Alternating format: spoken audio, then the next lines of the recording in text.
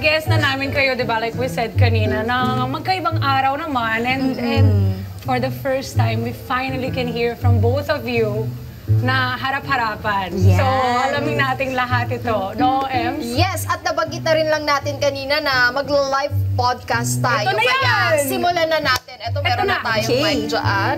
Okay, dito tayo sa situation na, ay, bubunot daw kayo ng Ay, bubunot tayo? situation. Ito pala. Magbibigay lang kayo ng advice. Kasi pangit kamay ko eh. Kuha sa camera kasi. Kukuha ka sa camera. Ayan. Okay. Si Mrs. ang dapat naghahawak ng sweldo ni Mr. Tama! Ay! Gulat ako! Huwag tayong lumaban.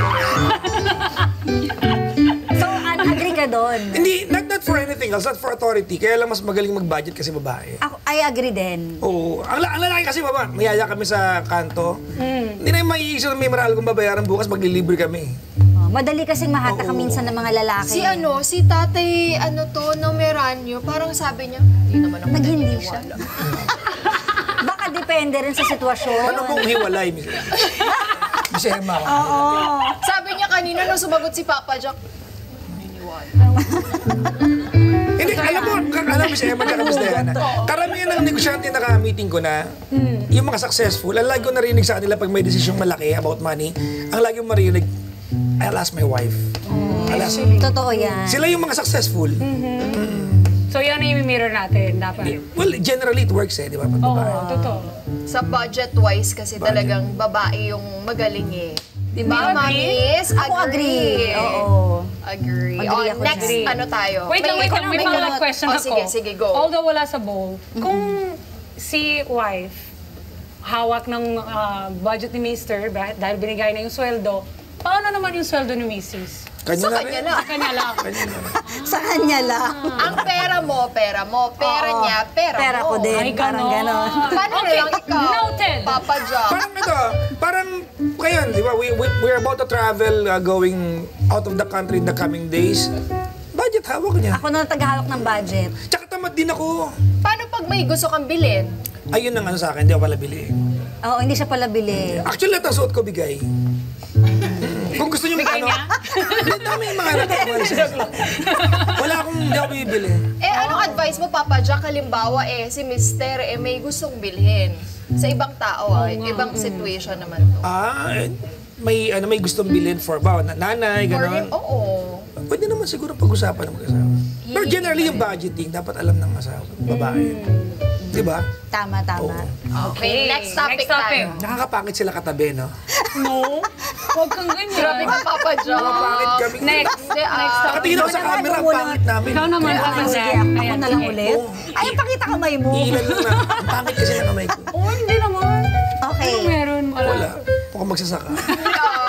Parang nagbukid. Magsasaka kasi ako nung lumaki. Oh. I grew up in the farm. Okay, si mother-in-law ay pwedeng makialam sa pagdisiplina ng bata. Agree or not agree? Mag-suggest.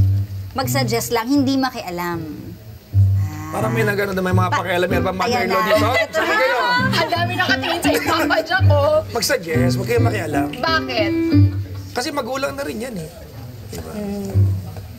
Unless merong sinabi yung nanay ng bata na, ma, ikaw na nga bahala sa apo mo. Ayun. Kasi hindi ko na siya kaya. Siguro pag may... Parang ganun. OFW, minsan gano'n. Oo, no? hindi ko na Naiwan kaya. sa parents. Kausapin mo nga muna, ganyan. Yun. Kasi aminin natin, minsan may mga bata na talagang ang hirap. Ang hirap. Di ba? Yung hindi mo alam kung paano kaya ito didisiplinahin. Parang hirap na ako. Minsan hihingi na tayo ng tulong sa mga parents natin, sa mga lolo't lola. Baka sakali makinig sa'yo. Ma, pa, minsan may ganun eh. So baka makinig. True yan. Ang mahirap doon, kung nakatira kayo sa isang bahay. Ayun lang. Ayun na mahirap talaga. Agree, Mami Agree Ellen, ba kayo no? dyan? Oo. Parang ang hirap baka yun yung pagmulan ng malaking away. Yes, totoo yan. Siguro ano na lang, more on understand na lang din, no? Dapat parang ano yan, parang collab. Oo, collaboration Hindi din. pwede yung parang binigay mo lang. Oo, Kasi nga, tulungan. Oo, tulungan, ganyan. Tama. Normally, nag-a-apply sa mga nanay lang eh. Yung lola naman, walang pakialam eh. Yung mga lola lang yung pakialam eh. Ala! Ay! Ala! Nako! Totoo ba eh? Diba? Normally, lolo, chill lang May yung mga lola. lola Yung ba mga tayo lola, ang maraming opinion. Sino mga lola dito lola kasabay? Tama, di ba? Natawa! Sabi sinasabi ni Ma'am Hilda, hindi. Not in a bad faith. Di ba? In a good light. Pwede ba tayong magtanong, Papa Jackson, sa kanila? Huwag na, magugulo pa yung buhay natin. Sige na! Okay na yung TV time namin dito. Ano yung camera? Sige na, Papa Jackson! Sige po. Sige nga, hindi natin Parang yung may gusto opinion. sabihin si Lola Nilda eh. Ano bang masasabi mo doon, Lola Nilda? Totoo po ba yun? Yung sabi ni Totoo po Papa yun sa Jackson? Hi, Lola. Joke lang po yun. Ang mga lola naman kasi mga konsentidora. Ayun. Sa mga apo. Ano daw? Oh, Konsentidora. Kasi kadalasan nga spoiler ng mga lolang, sige, huwag kang maingay. Ako magbibigay sa'yo ng ice cream. Minsan ganun, di ba? True. Kahit inuubo na yung ano, apo. Oo, sige, bibigyan kita mamaya.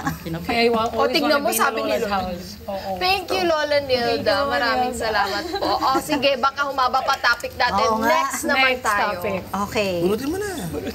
Bakit talaga na kami ko? Okay. To be, nako, Ay. maraming magtataasan ng kilay dito. To be friends with your ex kahit may karelasyon ka na, agree? No. No. Parang lahat tayo tumahimik. To be Sino dito? acquainted, maybe, kung meron kayong kailangan i-deal with each other. Pero friends, Why? Why, Papa let us not Jackson? diminish the meaning of friendship. Friends is someone you run to in the middle of the night when you're lonely. Do you run to your ex? Oh. Otherwise, ba't kayo naghiwalay? Magiging Pero friends parang, pala kayo eh. parang tumahimik kang ano. Kayo Diba? po ba? May ako na yung nagtanong. eh. Ayoko na. May ex ba Talaga kayo sa naging akin, friend ah, nyo? Tigilan nyo. Kasi parang ano mo na rin yun, respect mo sa present partner mo. Diba? Parang pwede kayong maging, pag nagkita kayo outside, casual, civil, Hindi ganyan. pa rin. Magka-hi, hello, di ka Hindi na magka-hi, nga Hindi hello. pa rin. magsalita. Sabi ko na, nagsasimis ba yan? Siguro Hindi na nga po. hingiti ako pag kumite, but that's the end of it. Pero, Ako naman, halimbawa, meron akong friend, nakilala nyo, ang ex na friend. Opo. Pa rin. Kilala mo yun. Friend ko pa rin. Siyempre, hindi ko naman pwede yan. natawa si Mama. Oh, natawa siya kasi kilala niya because you guys all work at the same industry. So ngayon, what I do, respeto dun sa relasyon niya. Hindi ko naman siya super BFF, di ba? Pero pag nagkita kami, uy, kamusta ka na? Kamusta yung civil. family? Yeah. Pero I consider Baka him a mabanggit friend. mo, Papa Jackson, wag itago sa pangalan. Oh, Ay, wag ba? DJ Kara. Tigilan na yan. Super respeto ako sa mga relasyon ng ibang tao. Kaya ako naman, feeling ko, I was telling Emma this off-cam. I like being friends with a person you have shared good memories with. Pero wag naman to the point na magsaselos naman yung current mo. Tama. Diba? I don't know. Too open-minded maybe, no? Ikaw ba, DJ Kara, meron kang ano? Parang ako yung magigisa dito. Hello! Tell me. Nagkaroon na ba ako ng... Nagkaroon ka na ba ng friend na ex? parang masama na yung tingin. Sabi ni Papa Jackson, ayun. Sasagutin ko ba itong before, nagkaroon ako ng friend na ex. Pero nung nakilala ko siya, wala na akong kinakausap kahit sino. Ganun. Ay! Ang haba ng hair mo, Papa. Seloso ba si Papa Jackson? Ay, oo naman. Hindi Pero ako- hindi niya ina-admit na seloso siya. Pero totoo namang seloso siya. Hindi. Pero wag ka naman sa kasi alam ko naman talagang Paano mo nalalaman na nagsiselo siya, DJ Kara? Ay, hindi niya sinasabi ever. Paano mo Never. nafe-feel? Ina-assume lang niya. Hindi. Tatahimik siya. Ay, hindi ako nag-a-assume. Hindi, alam ko lang yung mga Tumatahimik siya bigla. non-negotiables ko. Oo. Alam ko yun eh, pag non-negotiable sa akin, there's no discussion. There's no getting through it. Yun na yun, that's the end of it eh. Hindi na siya consider selos. Diba? Yan yung rule mo. Oo. Non-negotiable yun because I wouldn't do something to you Na na, ayaw, na yeah, in gets return, kita. di ba? Pero tatahimik talaga siya. Pag tumahimik na siya, ay, may something to. Kahit hindi na niya, hindi ah. Pero yung kilay niya, gano'n. Paano pa nilay, Papa Jackson? Para solo ako dito ah. Parang ikaw na yung ginigisa. Pero wait lang, sino sa inyong dalawa yung mas tampuhin? Ito. Oo, sensitive ako. Selosa ka rin. Hindi siya silosa. Parang dati, ngayon hindi na. Hindi siya silosa eh. No? Oh. I am allowed to talk to anyone. She doesn't really mind eh. I can go out and meet whoever I can. Pero ako kasi ma-report ako eh. Ayun. Ayun. Kaya alam ko. Maagap ako eh. Nakalabahan ako ng kotse, humihinga pala ako Ay, ngayon. grabe. Grabe naman yung Nag-CR po ako, nag-CR lang. Pero ma-update ako. Hindi ko aantay magtanong ka. Minsan nga, hindi naman ako nagtatanong, ba't report ka ng report? Di naman ako It's nagtatanong. respect. Uy, that's a good thing. Oo, yun nga. Pero okay lang sa akin. Kumbaga, siya yun eh. Oh. Hindi ako nag... Sana all merong katulad ni Papa Jackson. Correct. Nakatakin, actually. Hindi nyo kaya. Sa umaga. Umaga, nakatakin. Aga-aga. Oh, next topic na tayo. Next Ang saya pag nandito tayo. Nakaaga Okay. kasi ng show eh. Tulog pa ako. Ito na. Pag pinagbayad ka ng lalaki sa first date, dapat bang bigyan pa ng second date ang lalaking yon? Hindi na. Hindi na. Ang babae So, ang red taga-sino, flag. panlalaki ang taga-pawis. Di ba? Okay. Feeling ko training kasi yan. So when you, say for example, ang pag-ijawa naman, preparation yan to be living in, di ba, under the same roof down the line. Eh. Training na yung mga lalaki yan to look after you. Di ba? Although down the line, dapat mag-share kayo kung ano man meron kayo. Yeah. Pero na first date, hindi ka magpapalipad hangin nun, di ba? Dapat magpapa-impress din yung lalaki, di ba? Di ba? Mukha ako na naman yung Meron ka na ba dito. na experience? Sige na na nga, gano'n? share mo. Ay, before pa, yung first date, parang, alam mo yung feeling na, di ba dapat kampante ka na lang bilang girl na siya yung bubuno. Tapos nagulat ako, parang naghihintayan. So, nag-insist na ako ng dahan-dahan. Pero nag-aabang din ako. Sabi niya, Pero sige, wala pa rin, 50-50 na lang tayo. Tapos, okay. Tapos mula nun, hindi ko na siya kinausap. Hindi na kami nagkita. Feeling ko okay yan sa mga third, fourth date. Pero sa Oo, first pero date, sa unang-una, parang okay. Impress ka naman. Niyaya mo ako, tapos ako pagbabayarin mo. Totoo Ganon. yun. True yun. Ako nga. networking pala. Ako nga sa akin na ginamit sa sakyan, ako pagas, ako patol eh. Nako! Ay, May hugot! ganda. Emma. Kulang na, paaralin ko ulit eh. Uy, pero buti na lang. Pero tapos na yun. Ito yung maganda, nakapag-move on ka na Oo, doon. at saka napunta Maganda na naman yun. ako sa better. Yun. Pero hindi ko na inulit nga nun, Oo. after nun. Totoo yun, Papa Jackson. Parang Parang turn ikaw off kasi na as a girl, alam mo namang kaya mo rin eh. Parang Oo. hinihintay mo lang yung move nung lalaki. True. Yes. Gets mo? Na parang ma-feel mo na, you're special. Correct. Diba? So na-feel mo naman yun. Oo naman, ito napakagalante niya. Ayun. Sobra. Hindi ka pa humihinga, alam niya na yung kailangan mo. Language of ano yun? Love language. Love language ko yun. Ang unang regalo ko sa kanya, 4 na gulong ng kotse. Oo, ganun. Yeah, that's my first Sabi ko, ha? Grabe naman yung love na gulong? yan, Papa Jackson. Anong reason ba't gulong? Eh, kasi nakita ko na she wasn't safe driving her car. Kasi babae, di niya alam. Luma na kasi. Sabi ko, give me your car for half a day. I'll give it back to you na change oil na lahat. Oh, that's really sweet. Ay, haba ng hair mo, girl. Ay! Tapos, Ay, tinabakan mo ba? Sorry. tapos nung hapon, niresibuhan ko na lang siya. Hulugan! Alam mo yung mga kada natin nakikinig dyan, baka mag-expect sa mga boyfriend. Kaya nga, dahil narinig na nila Pero yung mga- iba-iba Yung naman iba kasi. nga, nag-expect kahit wala silang sasakyan.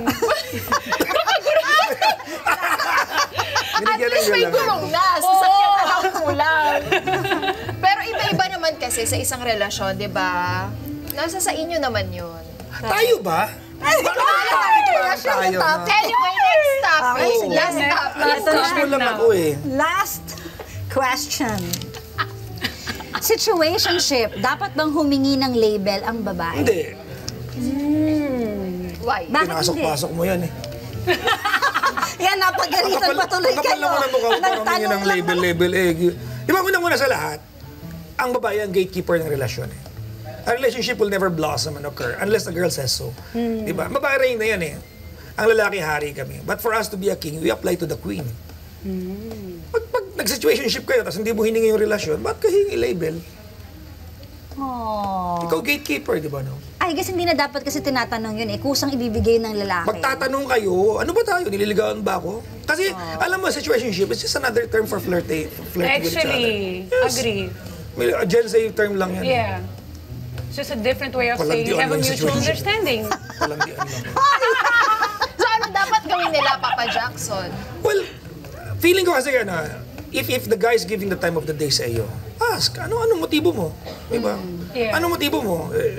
Mag-networking ba tayo after nito? Jijiwain mo ba ako? Diba, alokan mo ba ako ng vitamin C na 3 gifts? Hindi mo alam eh.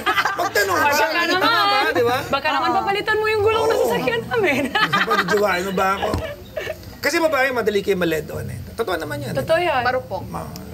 Correct. Kaya nagsabi niya True yan. Hindi ko alam sa akin. Oo, kasi minsan may ibang tumatagal na, ano pa ba tayo? Ano nangyayari? Wala pa rin tayong label. 1 year na tayo, wala pa rin. Siguro dapat pag ganun, alam mo na yung worth mo as a woman, umalis ka na kasi hindi mo deserve yung walang label. True. Pero kung dapat ba humingi ang label ng babae, actually babae naglalagay ng label eh. Hindi dapat humingi. Kayo maglagay ng label. Sa una pa lang. Baka naman sabihin, asumero kami. assuming kami. Hindi, that's why you ask. Because if the guy gives you the time of the day, you are also giving your time of the day. You ask, anong pakay mo sa? Ba't mo ako pinupuntahan? Wait Kasi baka- lang, Papa Jackson. What if nagla-love bomb na yung partner ng isa, hindi alam ng situationship doon? Kung talagang love to or love bomb lang? Napaka-Gen Z ng love. Napaka-Gen love Z. bomb. Yung love bomb, di ba ano lang yan? Natatawag lang na love bomb kapag pinakitaan ka na maganda pero hindi ka tinuluyan. Parang ganon, binabreadcrumbs ka pa. It only becomes a term kapag nawala na kayo, nilove bomb ka. No, minsan hindi. Minsan Nila habang. love bomb, di ba? Habang kayo, para maniniwala ka doon na talagang love ka ng tao. Pero yung pala, nila-love bomb ka lang para hindi ka mawala sa kanya. Parang ganon yung ginagawa. What is your advice pag ganon na nangyayari sa mga kada natin? I think babae talaga magsiset ng standards eh. Kapag alam mo yung worth mo and yung value mo, alam mo yung standard mo na, ay hindi pwede sa akin yung ganito, ay hindi Correct. pwedeng ganto-ganto lang. Hindi pwedeng walang label, hindi pwedeng wala kang sinasabi. So, ikaw... Gumanda ka. Di ba? Parang hindi na nga siya humihinga nun eh. Ganun na ganun. Di ba? Alam niyo na, ganyan siya. Ay, grabe naman. Lumalabas yung totoo. Pagkatariray. Oo nga, umpisa pa lang, dapat anuhan mo na. Sabihin mo na sa mga lalaki, di ba? Para hindi na maubos yung time. Tsaka alam mo, may maganda akong sisingit na topic. Ang babae pwede magpaligaw ng sandaan sabay-sabay. Ang lalaki dapat silang nililigaw. Hello mga Kanet 25! This is Diana Menezes and for more Kada Umaga updates, just click the subscribe button and follow us on Net25 social media pages at Net25 TV and at Net25 Entertainment.